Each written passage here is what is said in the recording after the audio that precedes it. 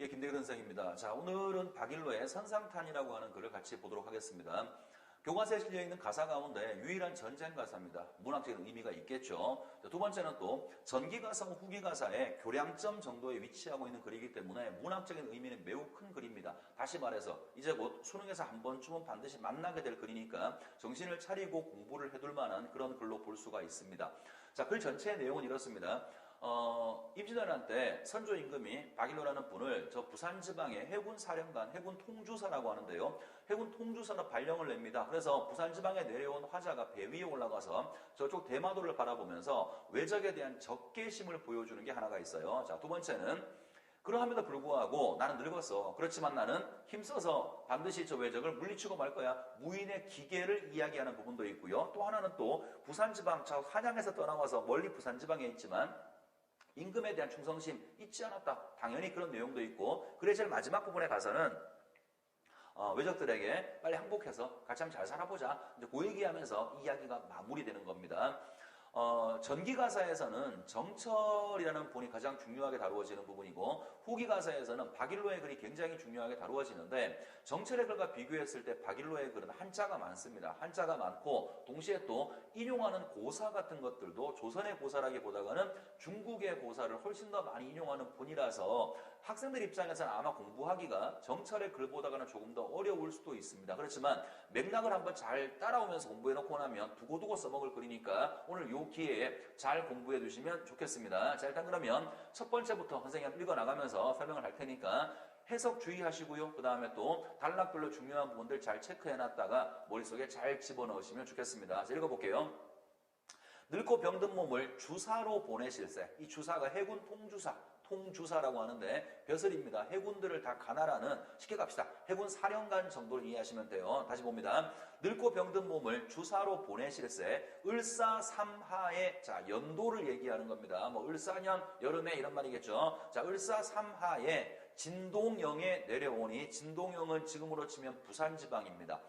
당시에는 최고 전방이죠. 지금은 전방이 휴전선 쪽입니다만 이때는 외적과 싸우는 것이니까 가장 전방의 장수로 임명을 받은 상황을 얘기하고 있습니다. 다시 진동영에 내려오니 감방중지에, 나라의 중요한 요충지라는 말이에요. 자, 나라의 중요한 요충지에 병이 있다고 앉아 있을 수 있겠느냐? 자, 처음부터 무인의 기계를 보여주고 있죠. 비록 내가 늙고 병들었지만 이렇게 중요한 직책을 맡았으니까 그냥 쉬고 있을 수는 없다. 난 뭔가 해내고야 말겠다. 처음부터 무인의 기계를 보여주고 있습니다. 자, 그 다음 갑시다.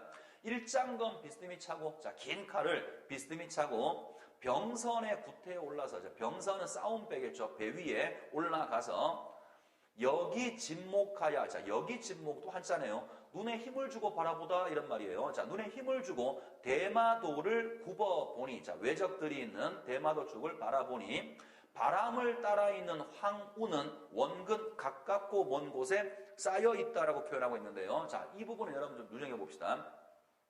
하자가 지금 어디를 보고 있냐면 배 위에서 바다를 보고 있는 거죠. 자, 바다. 지금 이 부산지방에서 대마도 사이에 뭐가 있는 것처럼 보이냐면 누런 구름이 있는 것처럼 보이는 거예요. 황운이라고 표현하고 있죠. 선생님이 왜 이 부분을 강조하냐면 일반적으로 고전문학에서 황운이 나올 때는 대체로 뭘 비유하냐면 가을 들판에 익은 곡식을 누런 구름으로 굉장히 많이 비유를 해요.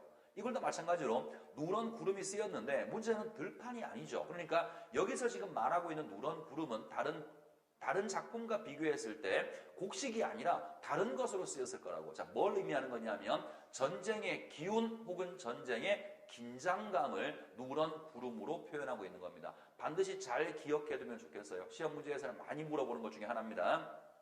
다시 보시죠. 자, 을사삼하의 진동영에 내려오니 감방중지에 병이 있다고 누워있을까? 눈에 힘을 주고 대마도를 바라보니 바람을 따라 있는 누런 구름은 가깝고 먼 곳에 쌓여있고 아득한 창파, 파도는 긴 하늘과 한빛이구나. 자, 그래서 배 위에 올라가서 대마도를 바라보면서 무인의 기계를 한번 보여주고 그 다음에 현재 상황에 대해서 진단하고 있는 거죠. 외적과 부산과 일본 사이에 긴장감이, 전쟁의 기운이, 긴장감이 쌓여있는 것 같다라고 표현한 겁니다. 자, 다음으로 가죠. 선상을 배회하며, 자, 배 위에서 왔다 갔다 하면서 선상을 배회하며 고금을 사억하고, 자, 고금은 지난 일과 지금, 현재, 지난 일을 사억하다 깊이 생각해 보다라는 뜻입니다. 한 번 더 해볼게요. 선상을 배회하며, 자, 배 위에 왔다 갔다 하면서 지난 일을 생각해 보고, 어리석고 미친 해포에, 자, 어리석고 미친 함 줄 한번 쳐보세요.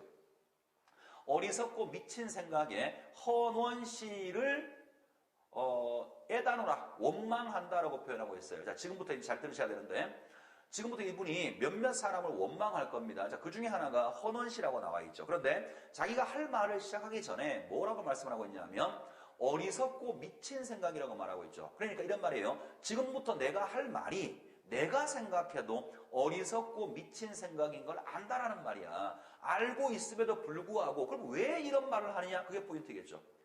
스스로 생각해도 어리석고 미친 생각인 거 알고 있음에도 불구하고 도대체 이분은 왜 이런 말을 시작하냐는 거예요. 자, 뭐 때문이냐면 답답한 마음 때문에 그래요.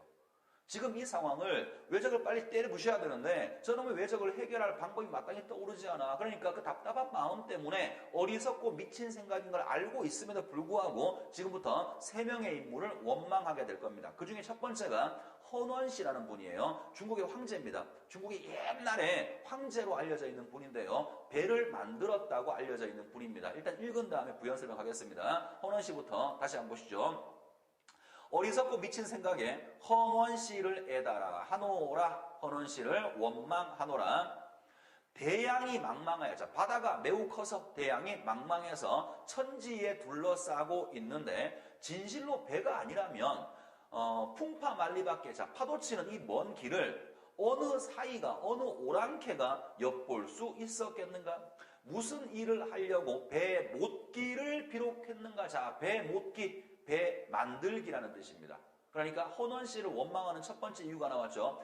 배가 없었다면 이 바다가 이게 큰데 저 외적놈들이 못 나왔을 텐데 왜 배를 만들어서 나 이 고생을 시키느냐. 헌원시에 대한 원망은 배를 만들었기 때문에 원망을 하고 있는 겁니다. 자, 그 다음 봅시다. 만세천추의 오랜 세월이라는 말이에요. 자, 오랜 세월에 끝없는 폐가 되어서 보천지하에 온 세상에 만민원 많은 사람들의 원망을 키우고 있구나. 여기까지가 헌원시에 대한 원망이라고 볼 수 있죠. 뭐 때문에? 배를 만들었기 때문에. 자, 그 다음에 두 번째 갑니다.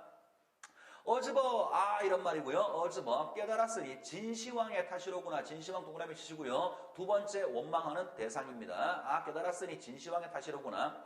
배가 비록 있다고 하지만 왜를 아니 삼기선들 오라. 그러면 진시황을 원망하는 이유는 뭐 때문에? 왜를 만들었기 때문에. 일본 왜를 만든 사람이 진시황이라고 생각하는 거예요. 이게 뭐 중국의 고사나 혹은 전설에 나오는 건데요. 원래 일본이 무인도였단 말이야. 그런데 진시황이 불로초를 구하기 위해 사람들을 보내게 되죠. 그 사람들이 돌아가지 않고 일본에 남아서 일본이 만들어졌다라고 하는 전설이 있나 봐요. 그 전설을 가지고 지금 얘기하고 있는 거야. 배가 비록 있다고 하지만 일본을 아니 만들었다면 이런 문제가 안 생겼을 텐데 일본을 만들면 누군데? 진시황이니까 그 진시황을 지금 원망하고 있는 겁니다. 다시 한번 볼게요. 깨달았으니 진시황의 탓이로구나. 배가 비록 있다고 하지만 왜를 아니 만들었다면, 일본을 아니 만들었다면 일본 대마도로부터 빈배가 저절로 나왔겠느냐? 누구 말을 듣고 동남 동녀 어린 남녀를 그대도록 데려다가 해중 모든 섬에, 바다 모든 섬에 난당적자, 깨치기 힘든 도적, 외적을 말하는, 외적을 비유하는 말이겠죠. 난당적을 만들어 두고 통분한 수욕이자 그 분한 치욕이 화화에까지 미치고 있구나. 화화는 중국이에요. 진시황 네가 이따위 짓을 해가지고 그 치욕이 우리 조선뿐 아니라 너네 나라 중국에까지도 미치고 있다라고 말하고 있는 겁니다. 자, 그 다음 가죠.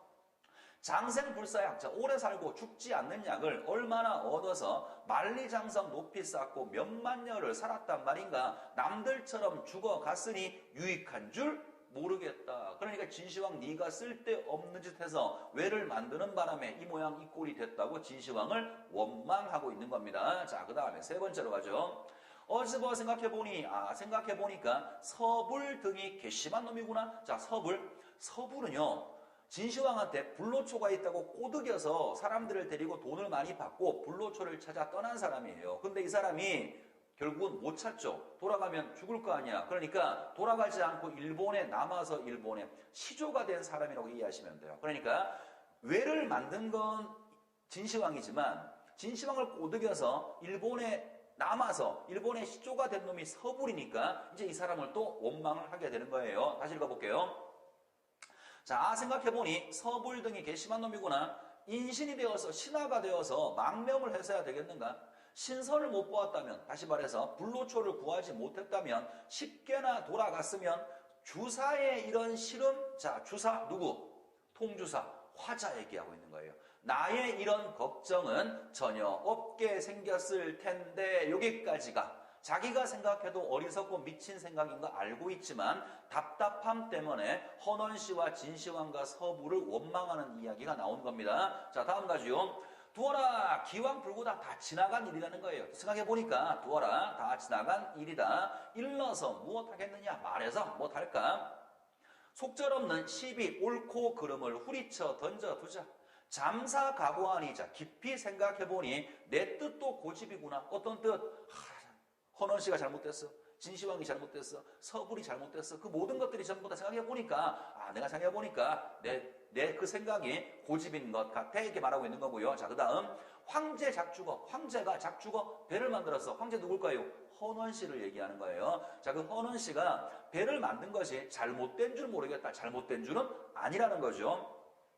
장한 강동의 추풍을 만난들. 자, 이백의 시에서 가져온 구절인데요. 장한이라는 사람이 고향의 음식을 먹고 싶어서 고향 강동으로 갔어. 그 고향에서 가을바람을 만난다고 한들 이런 말이거든요. 의역을 해보도록 할게요. 우리가 자연을 즐기려고 한들 이런 말인 것 같아요. 우리가 아무리 자연을 즐기려고 한들 편주가 아니타면 작은 배를 타지 않는다면 천정해할하다고 하니 바다가 아무리 넓다고 해도 어떻게 흥이 절로 나겠으며 삼공도 아니 바꿀 제1강산에 자, 높은 벼슬 가도 바꾸지 않을 이 자연에 부평초 같은 어부생애를 이력주 작은 배가 아니라면 어떻게 붙여 다니겠는가? 다시 말하면 다시 한번 생각해 보니까 배를 만든 것 자체가 잘못된 건 아니라는 거예요. 왜냐하면 우리가 자연을 즐기고 풍류를 누려야 되는데 아무리 자연 속에 있다고 하더라도 배를 타지 않으면 풍류를 느낄 수가 없어. 그러니까 배를 만든 헌원씨, 그 황제가 작주거 배를 만든 그 자체가 잘못된 건 아니라고 말하고 있는 겁니다. 자, 다음으로 갑시다.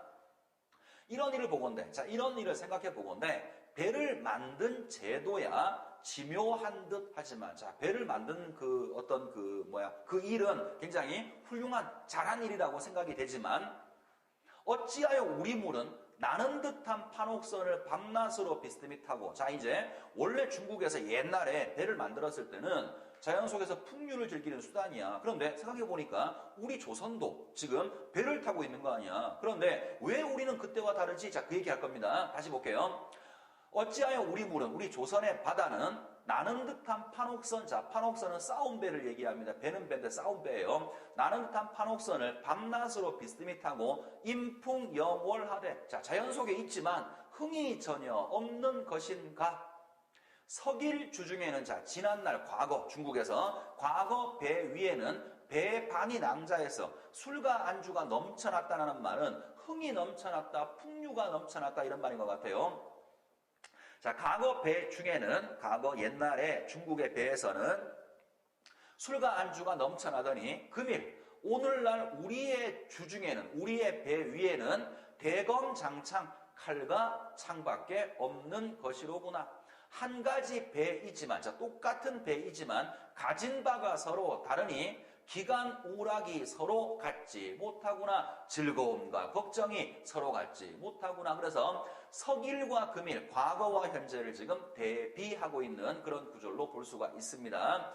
자, 다음으로 가죠.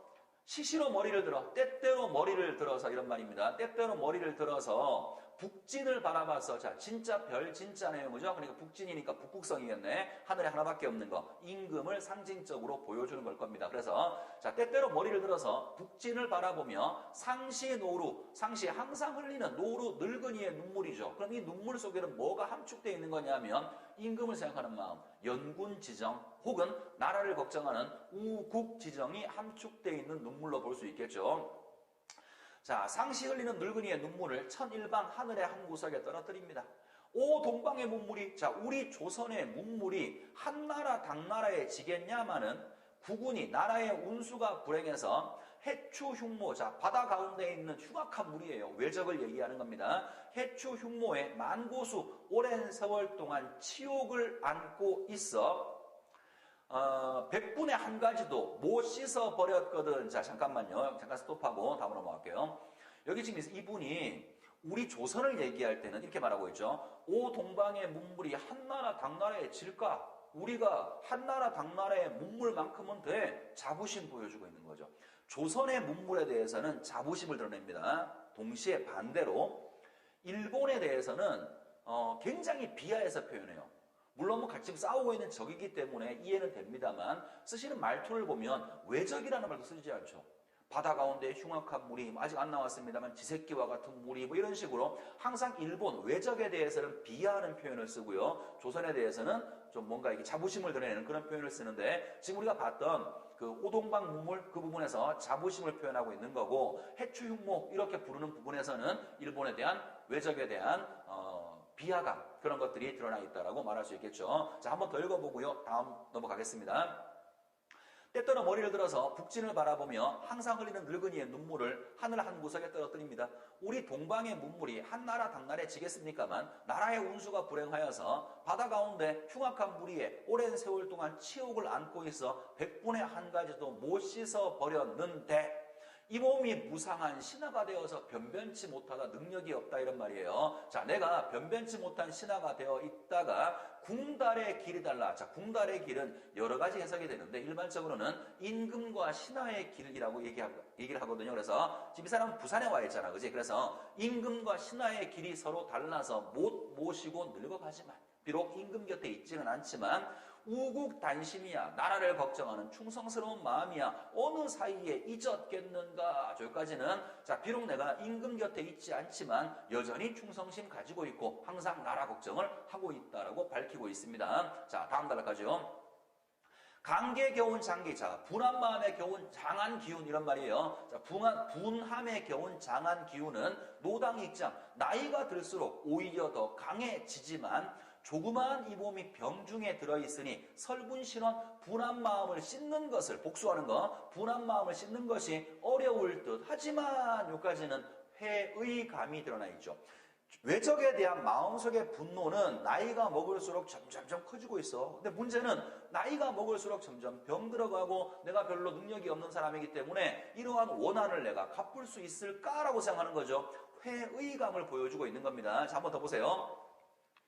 강계 겨운 장기는 노당 입장 나이가 들수록 강해지지만 조그마한 이 몸이 병중에 들어있으니 병이 들어있으니 설분신은 분한 마음을 씻는 것이 어려울 듯 하지만 그러나 자 이제 하자의 태도가 바뀌는 겁니다. 회의감을 가지고 있었는데 그러나부터가 태도가 바뀌어요. 자 그렇지만 사제갈도 죽은 제갈 공명도 생중달 살아있는 중다리를 잡았고 그 다음에 손이 없는 손빈도 발 없는 손빈, 자 발이 없는 손빈도 방연이를 잡았는데 하물며 나는 손과 발이 갖춰져 있고 명맥, 목숨이 이어져 있으니 서절구투, 지새끼와 같은 무리, 외적을 얘기하는 거예요. 또 비하해서 표현하는 거죠. 자, 지새끼와 같은 저 무리를 조금이나마 두려워할까? 자, 구조 잠깐 보세요. 내가 할 수 있을까? 회의감을 가지고 있다가 중국의 고사를 떠올렸어요. 삼국지에 나오는 이야기죠. 제갈공명 이야기하고 손빈 이야기를 떠올리면서 그 사람들은 죽은 다음에도 복수를 했고 손과 발이 없는 상태에서도 복수를 했는데 생각해보니까 난 늙었지만 목숨이 붙어있는 상태고 손과 발도 있어. 그러니까 난 할 수 있어 라고 다시 무인의 기계를 보여주는 장면입니다. 이해하셨죠? 자, 다음으로 가볼게요. 비선에 달려들어 나는 배에 달려들어서 선봉을 거치며 그러니까 싸움에 나갈 때 제일 앞에 싸움의 첫 번째 배에 타겠다는 말이에요. 자 선봉을 거치면 구, 10월 상풍. 자, 9, 10월 가을 바람에 낙엽같이 해치리라. 7종 7금 7번 잡고 7번 놓아주는 것. 또 역시 삼국지에 나오는 얘기입니다. 그것을 나라고 못하겠느냐. 무인의 기계를 보여주면서 한 단락을 마무리 지은 겁니다. 자, 이제 끝으로 왔습니다. 준피도이들아, 자, 꾸물거리며 사는 오랑캐놈들아, 이런 말이에요. 또 외적을 부르는 말이죠. 자, 준피도이들아, 쉽게 항복해라. 자, 이제 항복을 권유합니다. 쉽게 항복해라. 항자불살, 항복한 놈들은 죽이지 않을 것이니 너를 구태여 섬멸하라. 자, 이 부분에서는 가끔 일치 문제가 나와요. 하자가 무인의 기계를 보여주면서 외적을 모두 다 씨를 말리려고 한다. 아니에요. 그거 아닙니다. 요거 전 단락까지는 무인의 기계를 보여준 게 맞고요. 지금 마지막 단락에 와서는 자, 내가 이런 사람이니까 니들 나한테 빨리 항복해서 함께 잘 살아보자. 달래는 이야기로 마무리를 지을 겁니다. 자, 보세요. 꾸물거리며 사는 오랑캐놈들아 쉽게 항복을 해라. 항자불살 항복한 놈들은 죽이지 않을 것이니 너를 구태여 섬멸하겠느냐. 오 왕의 성덕, 자, 우리 왕의 덕이 욕병생 하시느니라. 함께 살자고 하시느니라. 태평천하의 요순의 군민이 되어서, 자, 요순이나 태평천하나 같은 말이겠죠. 자, 태평성대의 백성이 되어서 일월 강하는 조부조. 자, 일월 강하 햇빛입니다. 햇빛이니까 햇빛은 보통 임금의 은혜를 상징하는 거죠. 햇빛이 조부조, 아침 그리고 또 아침이에요. 밤이 오지 않는 겁니다. 항상 해가 비치는 상태, 임금의 은혜가 세상에 항상 비치는 상태, 태평성대를 또 비유하는 말이에요.